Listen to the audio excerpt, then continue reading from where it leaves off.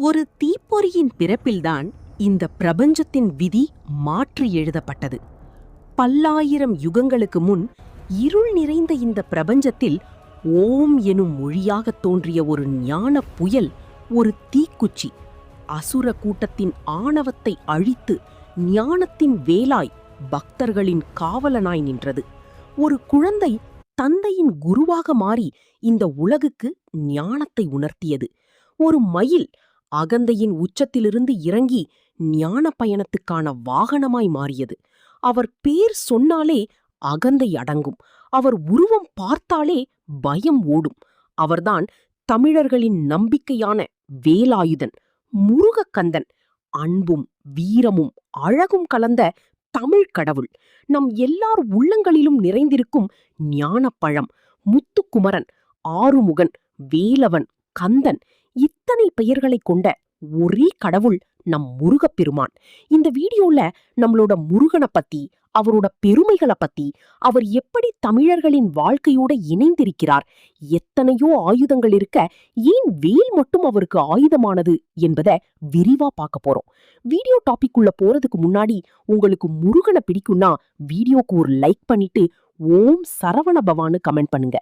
எம்பெருமான் முருகன் எப்படி பிறந்தார்னு நம்ம எல்லாருக்குமே தெரியும். ஆனா அதுக்கு முன்னால் நிறைய விஷயங்கள் நடந்தது. நிறைய காலத்துக்கு முன்னால் தட்சன், காஷியபர் என்று 2 பிரம்ம ரிஷிகள் பிரம்மாவை நோக்கி கடுமையான தவம் செய்தார்கள்.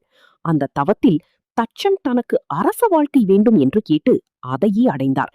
காஷியபர் நான் ஒரு முனிவராவே இருக்க வேண்டும் என்று சொல்லி அதே மாதிரி ஒரு வாழ்க்கையை தேர்ந்தெடுத்தார். தட்சனோட தவத்துக்கு பலனாக உலகத்துக்கே தாயான சக்தி தேவியே அவருக்கு மகளாக பிறந்தாங்க. ஆதி அந்தம் இல்லாத சிவபெருமான் தட்சனுக்கு மருமகனாக வந்த பெரிய பாக்கியமும் தட்சனுக்கு கிடைத்தது. யாருக்கும் கிடைக்காத பெரிய பேரு அவனுக்கு கிடைத்தும் அவன் கர்வத்தால சிவபெருமானை மதிக்காமல் அழிந்து போனான். காஷியபரோ தவம் பண்ணும்போது மாயை என்னும் ஒரு அழகான பெண்ணை பார்த்து அவன் மேல் ஆசைப்பட்டு தன்னோட தவத்தின் பலனை முழுவதும் தொலைத்தார். அவளுடன் சேர்ந்து பிள்ளைகளை பெற்றார். காஷியபரும் மாயாவும் மனிதர் உருவத்தோட பிறந்தவன் தான் சூரபத்மன். அவங்க யானை முகத்தோட கூடினப்போ பிறந்தவன் தாரகாசுரன். அதுக்கப்புறம் சிங்கமுகத்தோட இருந்தப்போ சிங்கமுகாசுரன் பிறந்தான். தனக்கு பிறந்தவங்க எல்லாருமே அசுரர்கள் என்று தெரிந்ததும் காசியபர் ரொம்பவே கவலைப்படுகிறார். அவர் தன்னோட மகன்களை கூப்பிட்டு, உலகத்திலேயே ரொம்ப உயர்ந்தவர் சிவபெருமான், நீங்க அவரை எந்த காரணத்துக்காகவும் பகைக்க கூடாது. அவரை நோக்கி தவம் செய்து அவர்கிட்ட வேண்டும் வரங்களை வாங்கி வாழ்க்கையே நல்ல முறையில வாழுங்கள் என்று அறிவுரை சொல்கிறார். அது மட்டுமல்லாமல் சிவபெருமான மதிக்காம இருந்த தட்சனோட கதையையும் சொல்கிறார். காசியபர் சொன்னதை கேட்ட அவரோட மகன்கள் 3 பேருமே இன்றிலிருந்து சிவபெருமான் தான் எங்கள் தெய்வம், நாங்கள் அவரையே கும்பிடுறோம் என்று சொன்னார்கள். அதுக்கப்புறம் தந்தையோட அறிவுரைப்படி அவங்க 3 பேரும் சிவபெருமான நோக்கி தவம் செஞ்சாங்க. அவங்களோட கடுமையான தவத்துல மகிழ்ந்து போன சிவபெருமானும் அவங்களுக்கு வரம் கொடுக்கறதுக்காக வந்தாரு. சிவபெருமான பார்த்த சந்தோஷத்துல அவங்க 3 பேரோட மனசுலயும் பேராசைங்கிற ஒரு மாயை உள்ள நுழைஞ்சிருச்சு. அவங்க தந்தை சொன்ன அறிவுரைய மறந்துட்டாங்க. 1008 உலகங்களையும் 1008 அண்டங்களையும் ஆள்ற வரத்தையும் அது கூடவே சாகாத வரத்தையும் கேட்டாங்க. இத கேட்டதும் சிவபெருமான், சூரபத்மா, நீ கேட்ட முதல் 2 வரங்களையும் தரேன், ஆனா சாகாத வரம்னு ஒண்ணு இந்த பூமியில பிறந்த எந்த உயிருக்கும் கிடையாது. அதனால உனக்கு ஓம் மரணத்தை தேர்ந்தெடுக்கக்கூடிய வரத்தை தரேன்னு சொல்றாரு. உடனே சூரபத்மன் கர்வத்தோட தான் ரொம்ப புத்திசாலின்னு நினைச்சுக்கிட்டு, சுவாமி, பெண்ணுக்கு பிறக்காத ஆனா பெண்ணுக்கு மகனா இருக்கிற ஒருத்தனாலதான் எனக்கு முடிவு வரணும்னு கேட்டான். அதே மாதிரி வரம் கொடுத்துட்டு சிவபெருமானும் மறைஞ்சிட்டாரு. அப்போல இருந்து சூரபத்மனோட அட்டகாசங்கள் ஆரம்பமாச்சு. தன்னை அழிக்கிறதுக்கு யாருமே இல்லைங்கிற கர்வம் அவனோட கண்ணை மறைச்சுது. முனிவர்களையும் ரிஷிகளையும் ரொம்பவே கஷ்டப்படுத்துறான். தேவர்களையும் நவகிரகங்களையும் கூட அடிமையாக்கி சிறையில் அடைச்சிடுறான். தேவலோக பெண்களுக்கு அவன் பண்ண கொடுமைகளை சொல்லவே முடியாது. அசுரர்கள் இந்திராணியையும் சிறையில் அடைக்க முயற்சி செஞ்சப்போ அவர் தன்னை ஒரு பூவா மாத்திக்கிட்டு அங்கிருந்து தப்பிச்சிட்டா. அவனோட கொடுமைய பார்த்து எல்லா உலகங்களுமே நடுங்குச்சு. மழையும் காற்றும் வெயிலும் கூட அவனை கேட்டுக்கிட்டு தான் அவங்கவுங்க வேலையை செய்யணும்னு ஒரு நிலைமை. அப்போ நாரதர் பிரம்மாவையும் மகாவிஷ்ணுவையும் கூட்டிக்கிட்டு கைலாயம் வந்தாரு. அங்க உலகாலும் ஈசன் கிட்ட தேவர்களோட நிலைமைய சொல்லி எங்களை காப்பாத்துங்கன்னு கேட்டாரு. சிவபெருமானுக்கு ஈசானம், தத்புருஷம், அகோரம், வாமதெய்வம், சத்யோஜாதம்னு 5 முகங்கள் இருக்கு. அதோட ஞானிகள் மட்டுமே பார்க்க முடிகிற ஒரு முகமா அதோ முகம்னு சொல்லப்படுற ஞான முகம் இருக்கு. ஒவ்வொரு முகத்திலையும் இருந்து ஒரு நெருப்பு பொரிய வர வச்சு அதை தன்னோட நெத்தி கண்ணால வெளியிட்டாரு. அந்த கணத்துல உலகமே ஒரே வெப்பமயமா மாறிடுச்சு. அந்த வெப்பத்தை தாங்க முடியாத பார்வதி தேவி அங்கிருந்து ஓடுனாங்க. அவங்க ஓடுற வேகத்துல அவங்க கால்ல அணிஞ்சிருந்த கொலுசுல இருந்த நவரத்தனங்கள் சிதறி போச்சு. அந்த நவரத்தனங்கள்ல நெருப்போட வெப்பம் பட்டு அதுக எல்லாமே நவ வீரர்களா உருவானாங்க. அக்னி பகவான் அந்த நெருப்ப கொண்டு போய் சரவண பொய்கையில சேர்த்தாரு. அங்க அந்த நெருப்போட வெப்பம் தணிஞ்சது. அழகான 6 தாமரை மலர்கள்ல 6 குழந்தைகள் சிவப்பு நிறத்துல ஜொலிச்சிட்டு இருந்தாங்க. அவங்கள கார்த்திகை பெண்கள் 6 பேரும் எடுத்து பால் கொடுத்து வளர்த்தாங்க.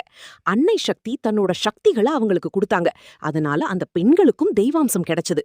பார்வதி தேவி அந்த 6 குழந்தைகளையும் சேர்த்து அணைக்கிறப்போ 6 முகங்களும் 12 கரங்களும் கொண்ட ஒரே குழந்தையா, அதாவது 6 முகனா மாறினாரு. இதனால இவருக்கு கந்தன்ங்கிற பேரும் வந்துச்சு. ஸ்கந்தன்னா ஒன்னா சேர்ந்தவன் அர்த்தம். அதுக்கப்புறம் முருகன் சிவபெருமானோட உத்தரவுப்படி தன் பிறப்பின் நோக்கத்தை நிறைவேற்ற சூரபத்மனோட 6 நாட்கள் போர் செஞ்சு அசுரர்களை வதம் செஞ்சாரு. இத நான் உங்களுக்கு சுருக்கமா சொல்லியிருக்கேன்.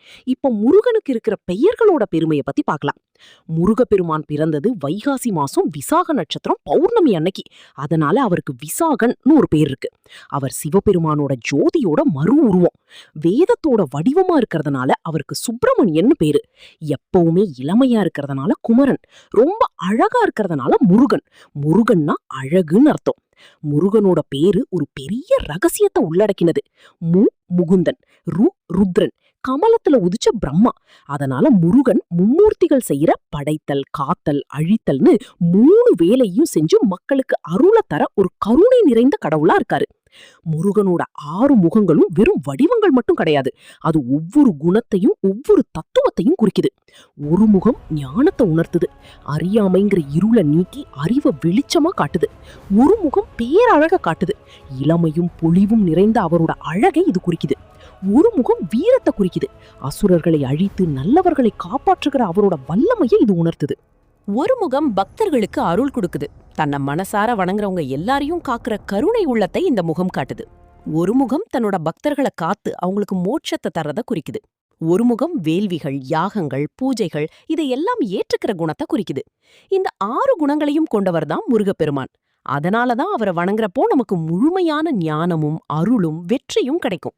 முருகனோட 6 முகங்களும் மற்ற தெய்வங்களோட சக்தியை உள்ளடக்கியதா பார்க்கப்படுது. ஒரு முகம் மகாவிஷ்ணுவை குறிக்குது. விஷ்ணு பகவான் மாதிரி முருகனும் உலகை காக்கிற தொழில்ல ஈடுபடுறாரு. 2வது முகம் அக்னி பகவான குறிக்கும். அக்னிய போல முருகனும் ஒளியா இருந்து இருளை, அதாவது அறியாமைய அழிக்கிறாரு. 3வது முகம் தத்தாத்ரேயகரை குறிக்கும். தத்தாத்ரேயகர் மாதிரி முருகனும் முழுமையான ஞானத்தை உணர்த்துபவர். 4வது முகம் பிரம்மதேவரை குறிக்கும். பிரம்மனை போல முருகப்பெருமானும் படைக்கும் தொழிலை மேற்கொள்வதை இது குறிக்கும். 5வது முகம் சிவபெருமான குறிக்குது.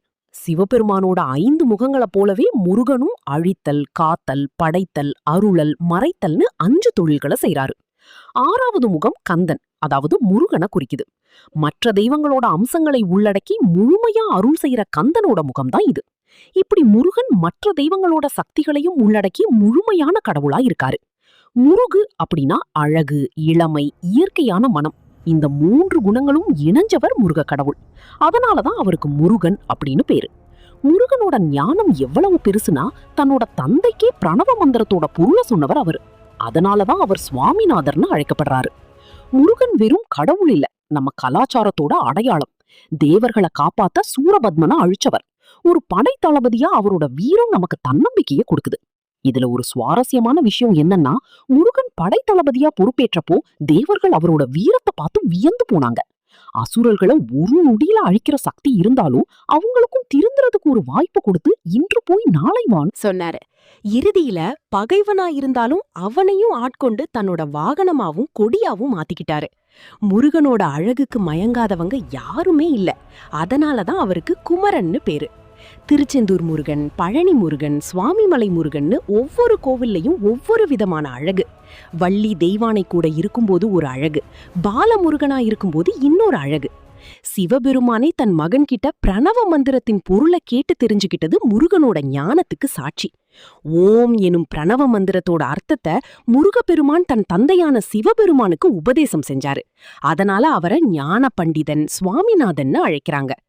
முருகன் ஒரு பக்கம் ஞானியா, மறுபக்கம் ஒரு போர் வீரனா, இன்னொரு பக்கம் குழந்தை ரூபமா பல குணங்களோட இருக்காரு. அவர் கையில இருக்கிற வேல், மயில் வாகனம் இது எல்லாமே அவரோட வீரத்தையும் அநியாயத்தை எதிர்த்து போராடுற குணத்தையும் காட்டுது. சூரபத்மன்கிற அரக்கனை அழிக்க சிவபெருமானோட நெற்றிக்கண்ல இருந்து தோன்றினவர் முருகன். அவர் வாகனமா இருக்கிற மயில் வெறுமனி ஒரு பறவை கிடையாது, அது சூரபத்மனோட ஒரு அம்சம். ஒரு அரக்கனையே தன்னோட வாகனமா மாத்தி தன்னோட கட்டுப்பாட்டுல வச்சிருக்காரு. பழனி ஆண்டவரா ஒரு குழந்தை மாதிரி கோபப்பட்டு ஆண்டியா நின்னது அவரோட குழந்தை மனசுக்கு ஒரு உதாரணம். ஒரு ஞான பழத்துக்காக அண்ணனான விநாயகர் கிட்ட தோத்ததுமே கோபப்பட்டு கைலாயத்தை விட்டு பழனி மலைக்கு வந்தவரு ஆடம்பரம் எதுவுமே இல்லாம தண்டத்தோட நின்னவர். எவ்வளவு எளிமையானவர்னு நமக்கு காட்டுது. தன்னை தேடி வர்றவங்கள பயப்பட வேண்டான்னு சொல்லி அருள் தர கருணை உள்ளம் கொண்டவர் முருகப்பெருமான். பக்தர்கள் அவரை தேடி எந்த உயரத்துக்கும் எந்த தூரத்துக்கும் பயணிக்கிறதுக்கு காரணமே அவரோட கருணை தான்.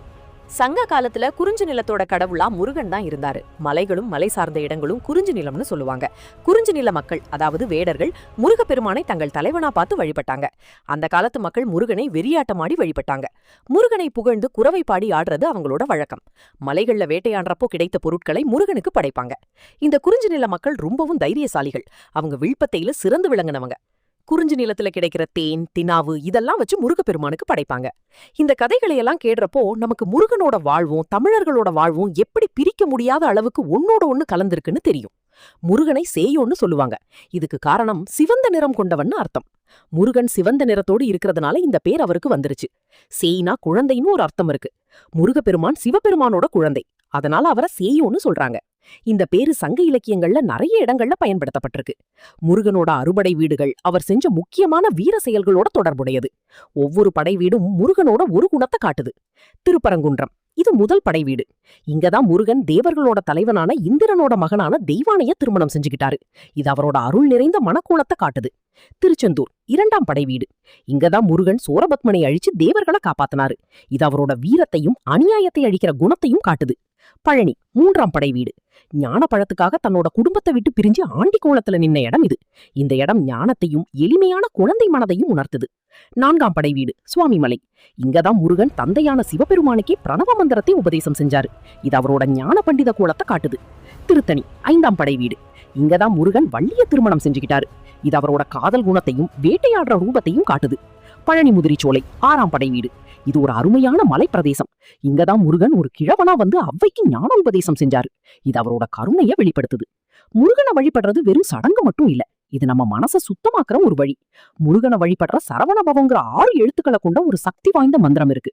இந்த 6 எழுத்துக்களுக்கும் 6 பெரிய நன்மைகள் இருக்கு. ஷா இந்த எழுத்து லக்ஷ்மி தேவியோட அருளை கொடுக்கும். இத சொன்னா பணப்பிரச்சனை தீரும், செல்வ வளம் பெருகும். ரா இந்த எழுத்து சரஸ்வதி தேவியோட அருளை குறிக்குது. இத சொன்னா அறிவு வளரும், கல்வியில வெற்றி கிடைக்கும்.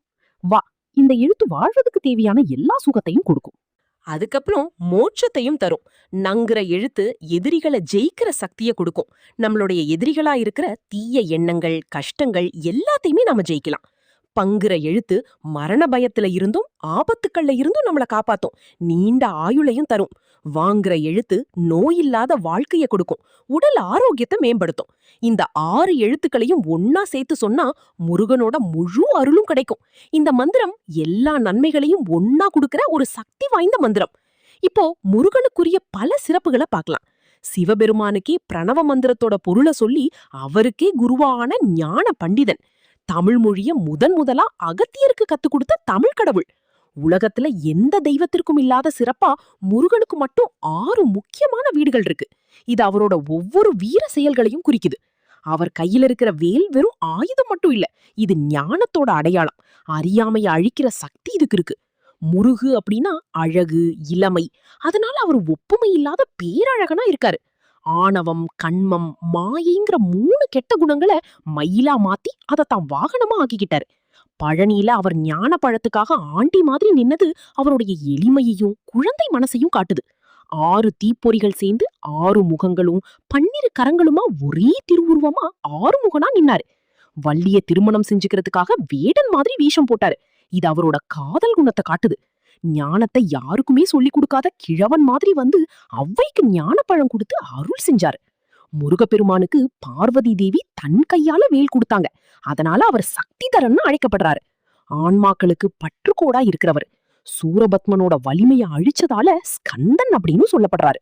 அருணகிரிநாதர முத்தமிழால் வைதாரையும் வாழ வைப்பான் முருகன்னு சொல்ல வச்சதே முருகனோட சிறப்பு தான்.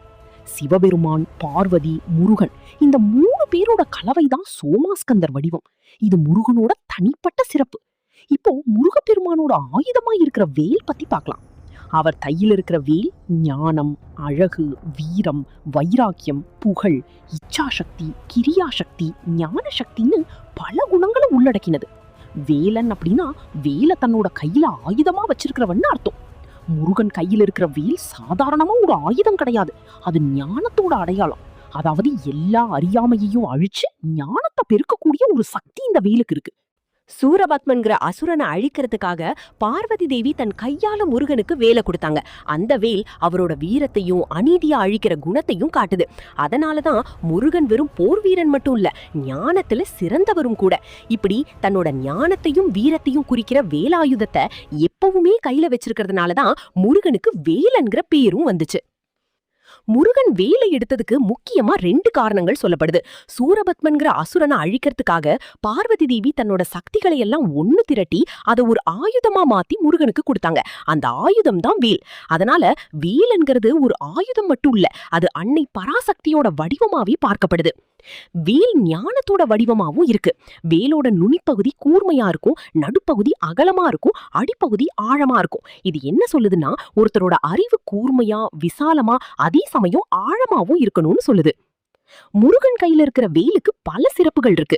வெல் அப்படிங்கிற வினைச்சொல்ல இருந்துதான் வேல் என்கிற பெயர் வந்துச்சு. அதனால வேல் அப்படின்னா வெற்றின்னு அர்த்தம். அதை ஏந்தினவங்களுக்கு அது நிச்சயமா வெற்றியை கொடுக்கும். அதனாலதான் வெற்றி வேல்னு சொல்லுவாங்க. ஒருத்தரோட மனசுல இருக்கிற கெட்ட எண்ணங்கள், ஆணவம், அறியாமை இதையெல்லாம் அழிக்கிற சக்தி அந்த ஞான வேலுக்கு இருக்கு.